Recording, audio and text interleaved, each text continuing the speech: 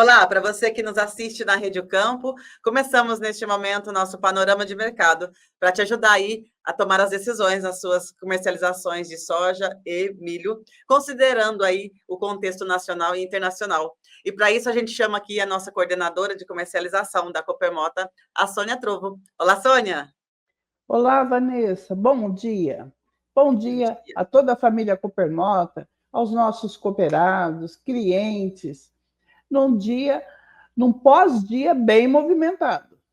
Isso aí, vamos deixar o povo todo aí por dentro do que está acontecendo nessa movimentação toda, chamando para nos ajudar nisso o nosso parceiro da Stonex, Fábio Cruz. Olá, Fábio. Olá, Vanessa, Sônia, cooperados, Coopermota. Vamos entender esses movimentos de mercado hoje. Maravilha. Vamos começar, então, falando da nossa soja no mercado internacional, que, então, houve compra da China, da China lá... Desculpa, houve compra da China da soja americana. Sim, ontem o mercado subiu muito, muito mesmo, pensando assim, na sexta-feira, que foi o dia do relatório da FA, a soja realizou bastante o resultado, né, caiu bastante. Ontem o mercado devolveu toda essa queda, subiu além disso, e tudo isso atrelado a uma compra que a China fez nos Estados Unidos. Fala assim, 600 mil toneladas, 1 milhão e 200, não se confirmou ainda o volume, mas trouxe um otimismo para o mercado, pensando nessa demanda de soja americana, pensando nesse acordo aí Estados Unidos e China se concretizando em compras realmente, tá? Então o mercado subiu bastante. China talvez não chega nas 12 que os Estados Unidos quer que ela chegue até janeiro, né? Não tem essa necessidade de compra por parte da China. A soja americana que ela comprou ontem foi mais cara que a brasileira, então pode ser que isso veio a partir de estatais, mas o mercado reagiu aí com muito otimismo pensando nas cotações. Mesmo com a nossa soja mais barata, eles optaram pela compra americana, então. Sim, sim. Mesmo com a soja brasileira mais barata, 30, 40 centavos por bushel, isso aí vai dar uma diferença bem grande se a gente trouxer para reais por saco. A China resolveu comprar ali dos Estados Unidos um volume pequeno, né? Em relação a tudo que ela precisa até janeiro, vamos dizer assim, que é um volume pequeno, mas isso aconteceu em situações que não eram esperadas, pagar mais caro na soja, e o mercado extremamente otimista, e o Chicago não para de subir, tem alguns dias. Sônia, como é que ficou o nosso mercado aqui também em relação a essas questões aí, norte-americanas, chinesas? Ô, Vanessa, ontem o mercado de soja fechou com 2,9%, né?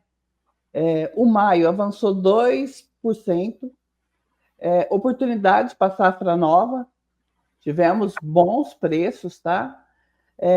E houve aquele joguinho importante. Nós tivemos alta no Chicago, uma altinha no dólar, e os prêmios não caíram tanto quanto poderiam, porque houve uma alta no Chicago, é lógico que os prêmios teriam caído, mas ele não caiu na proporção da alta de Chicago. Então, nós tivemos oportunidades, Vanessa, e foi muito bom para o produtor. Houve bastante comercialização a nível de Brasil, tá? E hoje o mercado já, pelo menos noturno, se mantém neutro, tá? E o que fez isso no caso da soja, Vanessa? O que a gente tem a nível de mercado? A gente tem uma China que comprou soja, igual o Fábio falou, 30, 40 centavos, de 30 a 50 centavos mais cara que a safra brasileira. Porém, Vanessa, a gente chama a atenção do produtor, são momentos, porque a gente ainda tem uma safra brasileira se recuperando no plantio, tá? Porém, ainda o clima não estabilizado, nós vamos ter momentos, mas eu chamo a atenção para o produtor para soja futura, ficar de olho. Ontem foi um dia de oportunidades e vamos ficar de olho para ver se essa compra chinesa se mantém tá? Para que surjam novos momentos. Essas oportunidades aí, elas são muito momentâneas ou você acha que ela pode aí permanecer durante a semana? Eu acredito, é lógico que são momentâneas, assim, do ponto de vista volátil do mercado. Porém, Vanessa, a gente tem um clima ainda se desenvolvendo, recuperamos bem o plantio, mas tem muita coisa ainda, a gente brinca, né? Tem muita água para passar por baixo da ponte. Mas, produtor, diante dessa notícia de compra, é ficar atento, principalmente para a safra nova. Mas aí quem pode falar melhor, nesse caso, é o Fábio, né? Que é o nosso especialista. Vamos passar para ele, então, que a gente está falando nessa questão aí das oportunidades. A gente comenta que o farelo também está sustentando aí as cotações da soja na Bolsa, né, Fábio? Sim, no fim do dia, toda a soja originada ela vai ter um destino, esmagamento, produção de farelo, de óleo, e a receita desse esmagamento, ela direciona o preço da soja no mundo, seja o esmagamento chinês, argentino, seja o esmagamento americano. E no curto prazo, como a gente falou na última live, você tem aí um certo aperto de farelo. A Argentina vendeu mais soja do que podia para a China. A Argentina é a maior fornecedora de farelo do mundo. Então, quando ela está ausente ou ausente parcialmente, alguém precisa compor essa oferta dela. E no curto prazo que a gente tem aí os Estados Unidos, que está colhendo ali, está com as suas fábricas a todo vapor. E com essa notícia da China, juntando as duas notícias, você tem e aí uma exportação que não era esperada para a China começando a acontecer. Você tem uma necessidade de farelo que a Argentina talvez não forneça nesse final de ano. Então você coloca uma pressão adicional sobre a safra americana, sobre o esmagamento americano, e como está tudo coligado, 80% da soja vira farelo, você acaba tendo aí as cotações do farelo sustentando esses preços aí quando a gente pensa em bolsa e ajudando nessa alta, né? A alta vem da China, mas também vem do esmagamento ali que precisa fornecer farelo para o mundo. E aí, como que o nosso mercado começa a se movimentar com essa questão do farelo, Sônia? Ô, Vanessa, nós tivemos uma alta no farelo de 3,2%, o óleo 2%, e nós vimos as indústrias para soja disponível pagando bem melhor. Aliás, a gente já vem para a soja disponível uma alta meio que semanal. O mercado ele é volátil, ele cai um pouquinho e tal, mas a gente vê a soja disponível se mantendo, tá? Com um pouquinho de alta, e ontem foi um dia que as indústrias vieram para o mercado firme. Perfeito. Vamos analisar um pouco, então, o cenário nacional, que a gente está falando aí, olhando o atraso da colheita ali no nosso centro-oeste, que ainda persiste, e ainda tem a questão do milho safrinha. Como é que está esse olhar para lá, Fábio? Sim, trazendo essa notícia aí para o milho, você tem alguns estados que estão atrasados. Goiás é um importante fornecedor de milho para o estado de São Paulo, inclusive. Você tem alguns estados do Nordeste, Piauí, Maranhão, Norte, Tocantins, você tem Minas atrasado. Então, você tem alguns estados que estão aí, esse atraso de plantio, isso vai, consequentemente, trazer um atraso na colheita dessa soja, isso pode trazer um atraso no plantio do milho. E outro ponto, né, quando você fala de atraso de colheita de soja, você tem toda ali uma dinâmica que é uma logística que começa a ser arrastada ali para os meses de março, para os meses de abril. Então, você tem um volume que seria colhido naquele mês que não vai ser. Qual que é a consequência disso? Você tem, talvez, diferença de preços, preços melhores ali no começo do ano, para quem colhe primeiro. Talvez você tenha uma China que importaria do Brasil, mas o nosso fornecimento de soja não vai ser tão forte como seria com o plantio normal. Ela acaba voltando para os Estados Unidos também, vou garantir minha oferta lá nos Estados Unidos. Então, no geral, você tem aí uma dinâmica que começa a se alterar com esse atraso de colheita de soja aí. Isso Perdão, atraso de plantio de soja, corrigindo. Tá certo. Ô, Sônia, e como que o nosso mercado local está vendo isso? Ô, Vanessa, eu acho que, no caso, o mercado local, ele precisa de soja. O produtor ainda continua segurando, tá? O estoque de soja brasileiro é pequeno, se a gente for olhar a nível em números em relação a anos anteriores. A indústria ela está se abastecendo, tá? Justamente por causa desse atraso, é onde ela coloca um prêmio e compra a soja até um pouquinho melhor que o Porto, tá? Aliás, um pouquinho não, ela está bem melhor que o Porto. E o que pode impactar isso? O que o produtor tem que ficar de olho? Soja atrasou janeiro. A gente vê para soja futura, um prêmio melhor para entrega janeiro e fevereiro, tá? O novembro já saiu da bolsa, né? E aí a gente vai tá olhando esse janeiro, esse março e o maio, mas a gente vê, Vanessa, que pelo que a gente percebe, a indústria ela vai atrás dessa soja disponível para esmagar janeiro, e é onde a gente vê também essa cotação, os preços se mantendo, diferente de outros anos, tá? A gente vê os preços com uma certa estabilidade para preços mais firmes. Ô, Vanessa, uma coisa também que eu acho que o produtor deve acompanhar, pelo menos, ficar de olho. Com essa compra de soja chinesa, eu acho que, depois o Fábio complementa para mim, que a soja brasileira, janeiro, fevereiro, essa soja que tende a entrar, ela vai competir com a soja americana no mercado. Ela tende a entrar.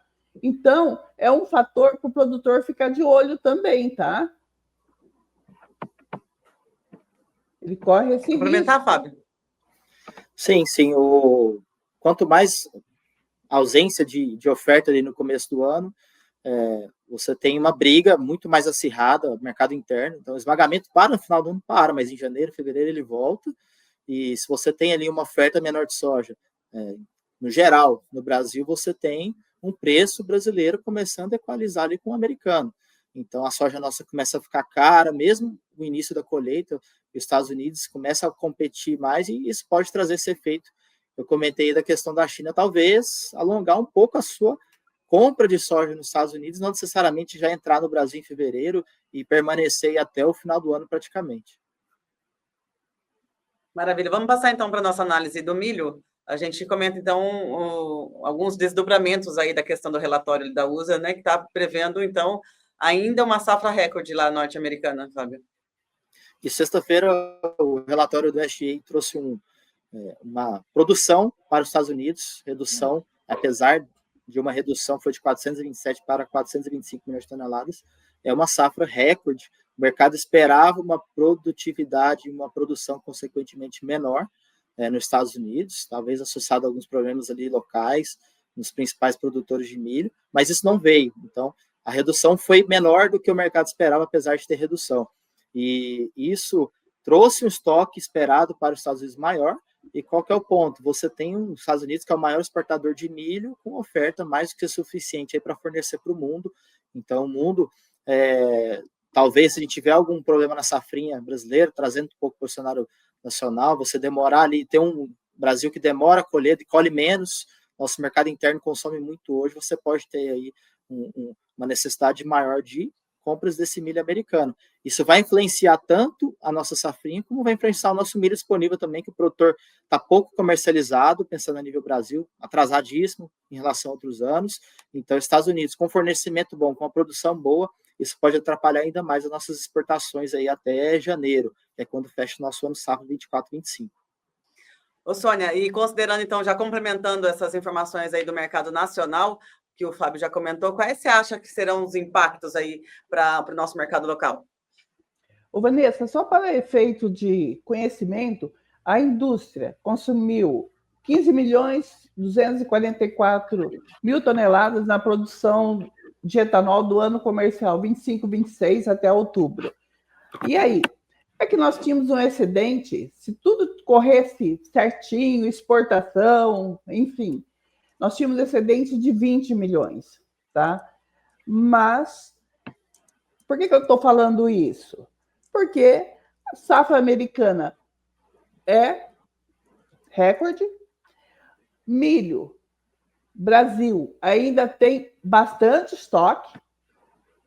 E a gente está no mercado que não mudou nada. O mercado interno ainda tem restrição de venda de produtor. O produtor está segurando a safra ainda.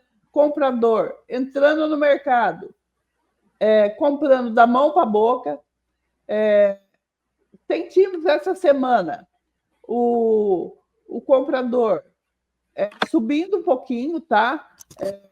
Talvez para adquirir um estoque de curto prazo, mas nada mudou, Vanessa. A gente tem o produtor que precisa ficar atento eu diria assim, ao mercado na questão de segurar, tá? Isso está acontecendo a nível de Brasil. A gente viu, semana passada, um pouquinho mais de oferta vindo de fora do estado, no milho tributado, mas aqui, São Paulo, oferta de produtor, Vanessa, quase que não existe. Então, produtor, fique atento. Essa é a dica, sempre fique atento a todas as oportunidades. Isso, e não olhar o mercado, somente o mercado interno, né, Vanessa? Tem dólar, tem prêmio, exportação, enfim. O produtor não pode se condicionar apenas ao Chicago. Ontem a gente ouviu isso. Mas o Chicago está subindo, tal. Ontem foi exceções. Foi uma exceção, né, Fábio? Sim. Ontem foi uma exceção, foi um dia que o produtor tinha que estar atento, tá? É lógico, vai surgir oportunidade? Pode ser.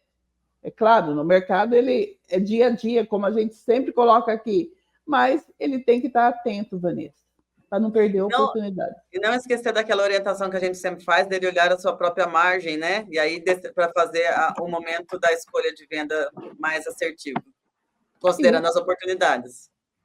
Correto. Maravilha? Então, com isso, a gente encerra o nosso panorama de mercado. Esperamos vocês na próxima semana. Esta sexta-feira não tem panorama de mercado, mas a gente volta na semana que vem para ajudá-los aí no momento de escolha, deixá-los antenados sobre o que está acontecendo aí no mundo e no Brasil.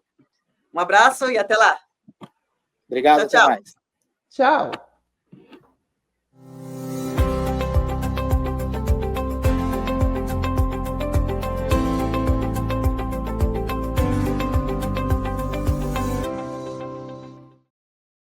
Fechou?